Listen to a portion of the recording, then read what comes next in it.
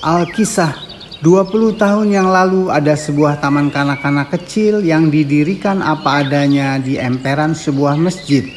Taman kanak-kanak itu dibuat atas swadaya jamaah masjid dan diperuntukkan bagi anak-anak warga perumahan dan perkampungan di sekitarnya yang sebagian berasal dari keluarga kurang mampu. Bangunan fisik taman kanak-kanak tersebut yang tadinya hanya berupa bedeng-bedeng sederhana dengan perlengkapan ala kadarnya, kini telah menjelma menjadi gedung mungil yang indah bahkan berpendingin udara berkat swadaya masyarakat, khususnya warga perumahan dibantu oleh pemerintah daerah. Namun yang lebih penting lagi, taman kanak-kanak atau PAUD ini dikelola dengan sangat rapih, bahkan dapat disejajarkan dengan Youchieng atau kindergarten di Jepang. Sekolah dimulai pukul 8, namun sejak setengah 8 anak-anak sudah mulai berdatangan. Mereka umumnya diantar dengan sepeda motor, namun ada juga yang menggunakan mobil atau berjalan kaki. Oh iya, di Jepang umumnya anak-anak diantar menggunakan sepeda berboncengan yang disebut mamachari. Memasuki pintu gerbang sekolah, mereka akan disambut oleh guru-guru piket.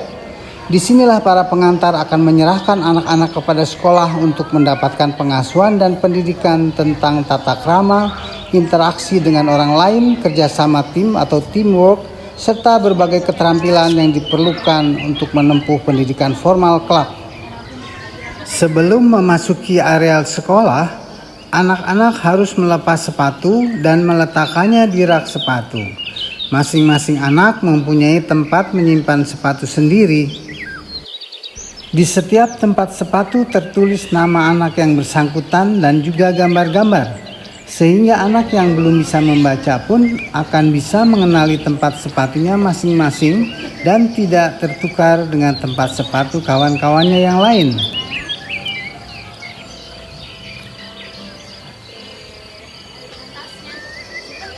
Hal yang sama juga diterapkan di Jepang. Anak-anak melepas sepatu sebelum memasuki areal sekolah dan menaruhnya di tempat sepatu masing-masing. Setelah menaruh sepatu, mereka lalu menuju ke kelas masing-masing sambil memberi salam hormat kepada guru-guru yang mereka temui. Jam pelajaran memang belum dimulai, namun ada beberapa proses yang harus mereka lakukan secara teratur setiap pagi ketika mereka datang di sekolah. Antara lain menyimpan tas ransel mereka di dalam loker, kemudian memilih dan menggantung nomor urut kedatangan. Ini adalah bagian dari pelajaran mengenal angka.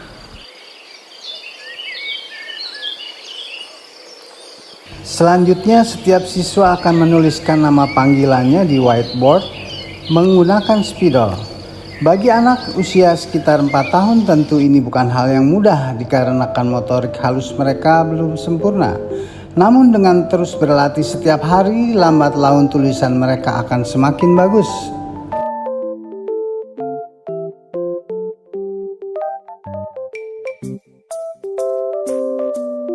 Begitu juga di Jepang, setiap anak mempunyai loker sendiri. Setelah menyimpan tasnya ke dalam loker masing-masing dan lalu menempelkan nomor absensi, mereka terlebih dahulu bergabung dengan anak-anak lain dari seluruh kelompok umur, bermain-main bersama di sebuah hall sebagai pemanasan, dan setelah itu diarahkan menuju ke kelas-kelas sesuai kelompoknya.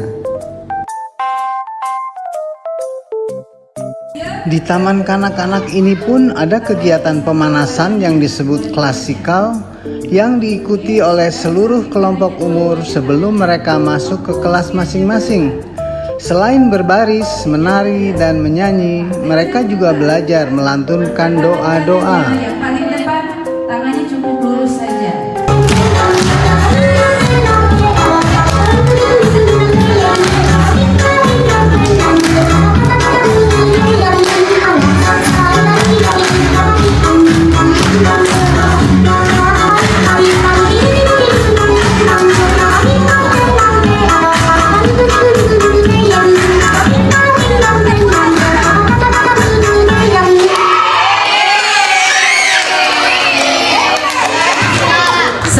Asyhadu an la ilaha illallah wa asyhadu anna Muhammadar Rasulullah.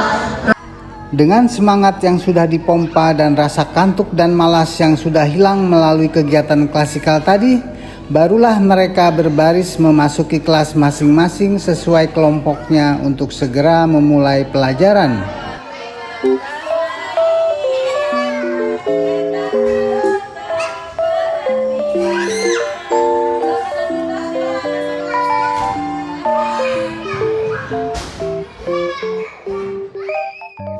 Di pintu setiap kelas tertulis nama murid-murid dan guru dari kelas yang bersangkutan.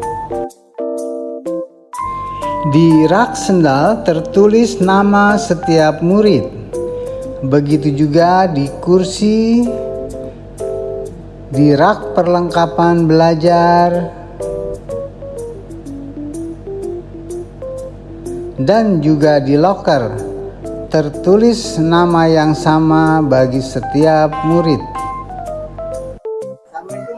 Waalaikumsalam Bapak, selamat datang. Terima kasih. Jenjang pendidikannya apa aja? Kita di sini ada dari mulai usia 3 sampai 6 tahun, yaitu kelompok bermain. Lalu ada A1, A2, B1, B2, dan B3, Bapak. Jadi ada 3 jenjang, ya. Baik. Ada kegiatan yang menunjang seperti kegiatan-kegiatan yang mengembangkan bakat dan minat anak-anak. Di antaranya satu ada kegiatan ekskul drum band, kemudian menari, kemudian ada mewarnai, dan kegiatan musik lainnya Pak, seperti itu. Ya. Tersedianya wastafel tempat cuci tangan berukuran kecil sangatlah penting bagi anak-anak yang memang senang bermain-main dengan tangannya. Terlebih lagi bila mereka hendak makan, tangannya harus dicuci bersih dengan sabun terlebih dahulu. Bismillahirrahmanirrahim. Allahumma barik lana fima razaqtana wa qina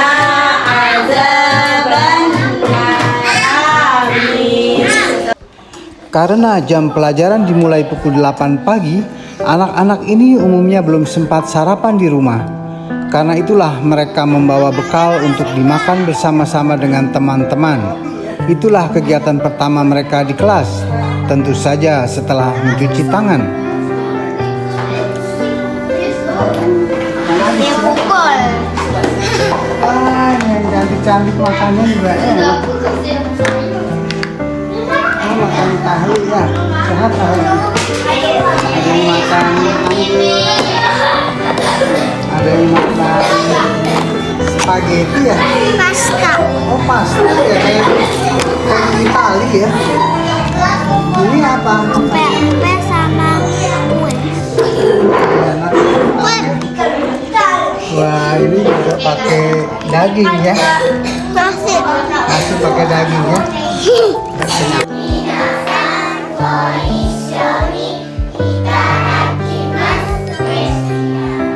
Di Jepang, karena sekolah Yoichieng dimulai pukul 10, maka umumnya mereka sudah sarapan di rumah. Jadi bekalnya adalah untuk makan siang. Namun ada juga sekolah yang menyediakan makan sehingga semua anak menu makanannya sama, termasuk juga makanan bagi para guru. Sekolah-sekolah di Jepang menyediakan kloset-kloset yang ukurannya disesuaikan bagi anak-anak. Ada yang khusus untuk anak laki-laki dan ada yang hanya bagi anak perempuan. Untuk memasuki toilet disediakan alas kaki khusus. Fasilitas yang sama juga tersedia di PAUD kita ini. Alas kaki khusus untuk ke toilet, toilet yang terpisah untuk anak laki-laki dan anak perempuan, serta kloset mungil yang sesuai dengan ukuran anak-anak. Kebersihan toilet di sini juga tidak kalah dengan sekolah-sekolah yang ada di Jepang.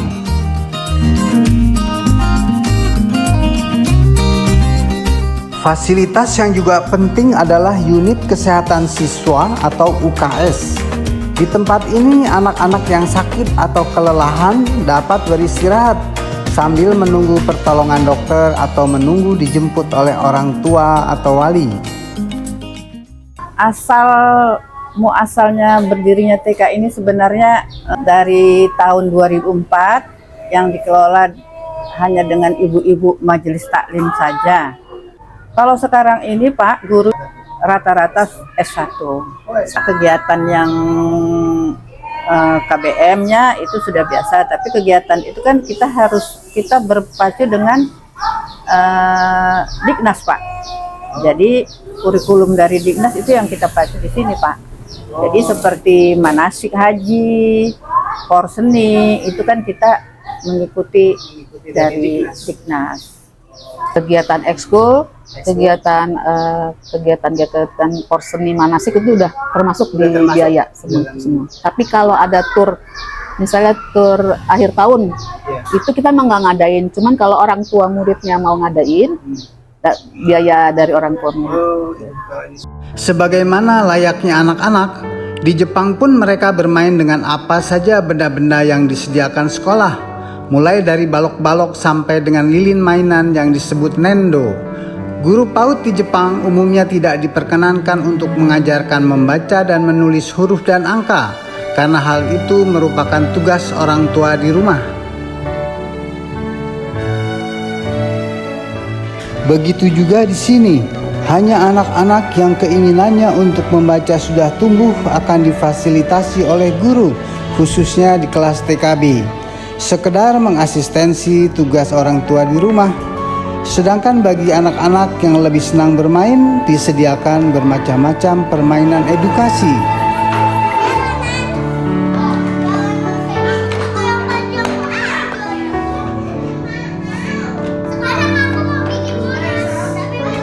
Kita berjumpa karena Allah.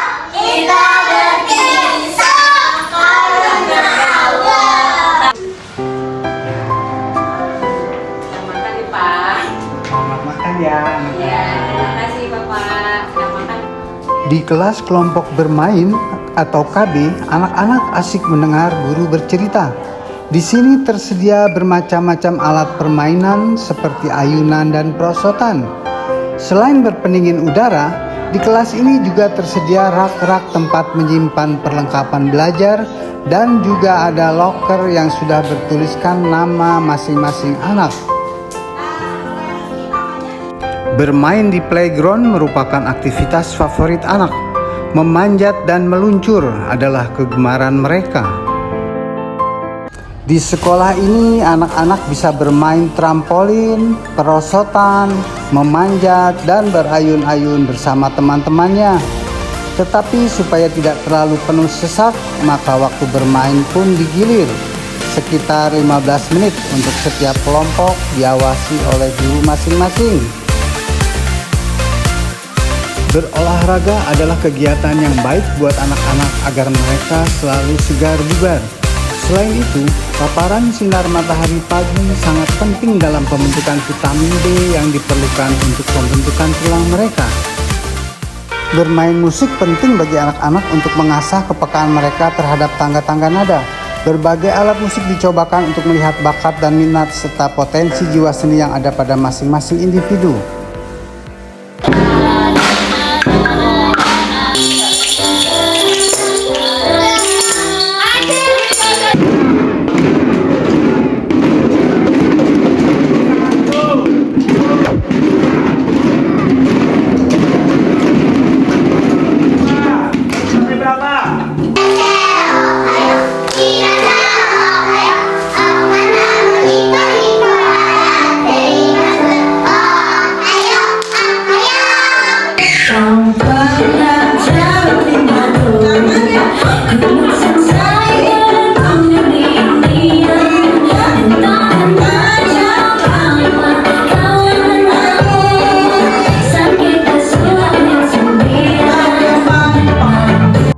Melukis juga diajarkan untuk menggali bakat-bakat seni yang mungkin terpendam pada diri anak-anak. Mengajarkan cara berkebun atau bercocok tanam kepada anak-anak akan memberikan pemahaman kepada mereka bahwa tanaman adalah makhluk hidup yang tumbuh dari kecil menjadi semakin besar. Dan untuk tumbuh tanaman perlu perawatan, mulai dari menyiram, memupuk, hingga menjaganya dari hama dan penyakit. Dengan mengamati proses terciptanya makanan dan buah-buahan sebagai hasil kerja keras petani melalui waktu yang lama, maka anak-anak akan lebih bisa menghargai dan tidak menyia-nyiakan makanan. Selain itu juga mereka jadi tahu kegiatan-kegiatan apa saja yang dilakukan dalam berkebun atau bercocok tanam, yaitu menyiram, memupuk, menyemprot untuk mengusir hama dan penyakit, memberi penyangga agar tanaman tidak roboh, sampai dengan kegiatan memanen buah dan memprosesnya agar siap dikonsumsi.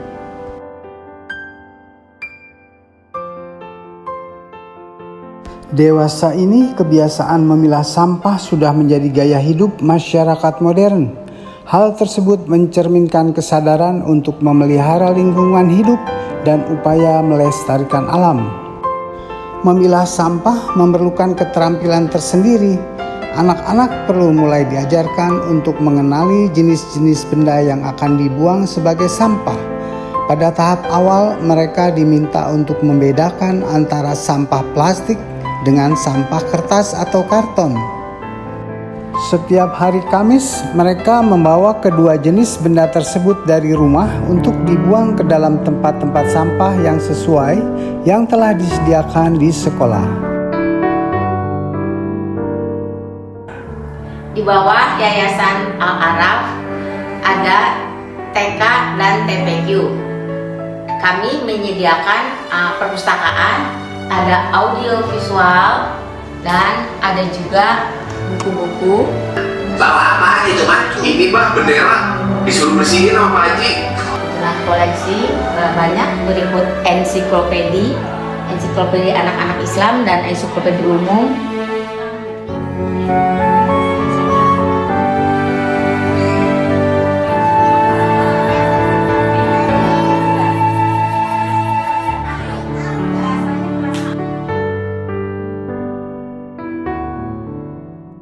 Sebagai bahasa internasional, bahasa Inggris pun mulai diperkenalkan kepada anak-anak. Allahu Akbar. Sujud. Di kelas masing-masing, anak-anak juga diajarkan tentang tata cara sholat. Mereka dilatih untuk melakukan gerakan-gerakan sholat secara berurutan. Allahu Akbar. Dulu kita sujud. Salah satu kelebihan yang jarang dimiliki oleh taman kanak-kanak lain adalah sekolah ini mempunyai masjid sendiri yang berada persis di sisi kanan bangunan sekolah. Setidaknya setiap hari Jumat pelajaran sholat yang didapat di kelas masing-masing dapat dipraktekkan di masjid yang sesungguhnya ini. Allahu Akbar. Sujud lagi siap saudara. Anak-anak yang membawa uang untuk disedekahkan kepada masjid dapat memasukkan uang tersebut ke kotak amal secara bergiliran. Mereka yang tidak atau lupa membawa sedekah juga tidak apa-apa. Sedekah masjid ini sifatnya sukarela, bukan kewajiban. Berjalan-jalan di lingkungan sekitar sangat disukai oleh anak-anak karena setiap kali mereka bisa melihat suasana yang berbeda. Melihat kendaraan, sungai, jembatan, lampu lalu lintas, dan sebagainya. Bahkan mungkin saja mereka bertemu dengan orang-orang yang mereka kenal.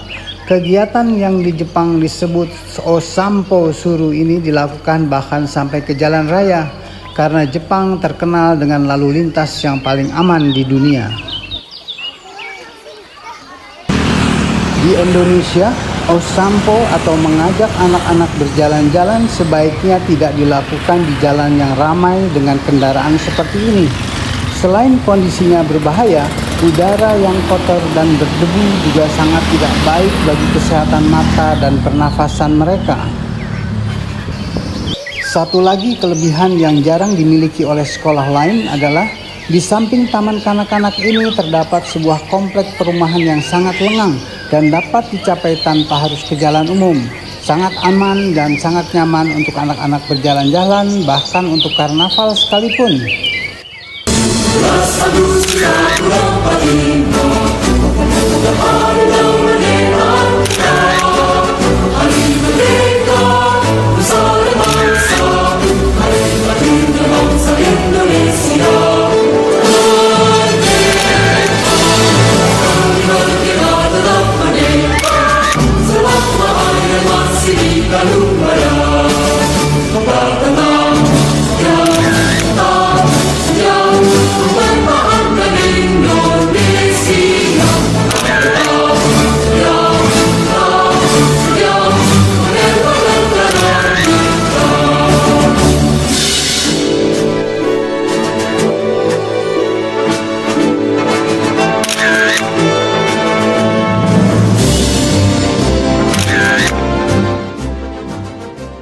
Perjalanan sekolah taman kanak-kanak ini selama 20 tahun telah menorehkan berbagai prestasi, terlihat dari trofi-trofi yang tersusun rapi di lemari-lemari ini.